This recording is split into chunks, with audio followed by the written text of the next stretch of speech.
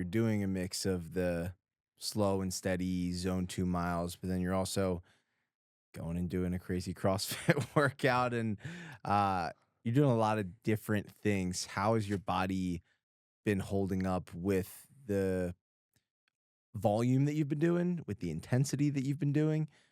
Do you think the cross training has helped? Yeah, so I'm running now, like right now, anywhere between 50 and 100 miles a week. I've hit one 100-mile week in the last couple weeks.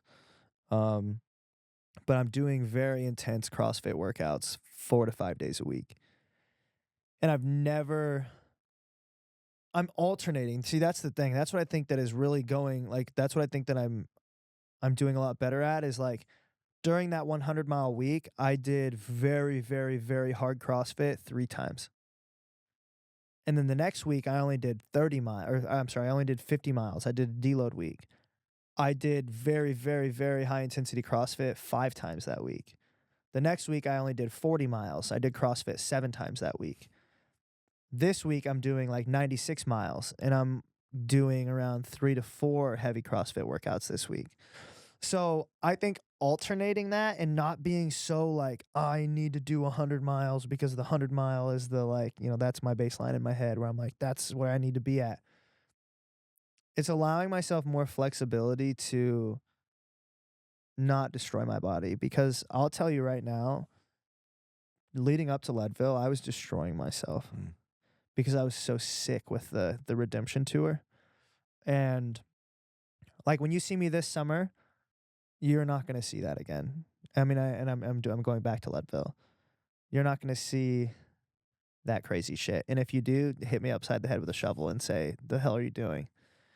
Because I truly don't believe it's needed. I think that there's a fine balance in the athlete space of running these 50 to 80 miles a week, and then also having the energy and capability and mental cognitivity to be able to do like the CrossFit type stuff as well, and the lifting weights and the mobility and the stretching.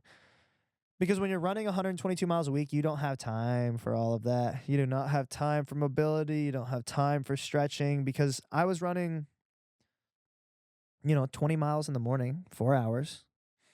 I was actually hour 40 plus hour 40. Yeah, 320.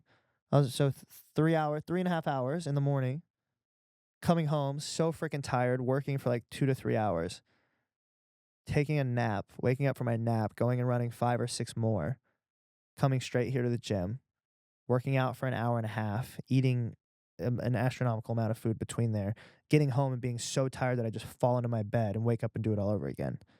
My relationship suffered. My friendships suffered. My athletes that I have suffered because of me. My work life suffered. I wasn't, everything suffered. It's too much. It's too much. And now this year, I'm finding the balance of like, I don't need to, less is more. And I truly believe that. And along with like, having the capability of saying I don't need to run today. I don't need to work out today.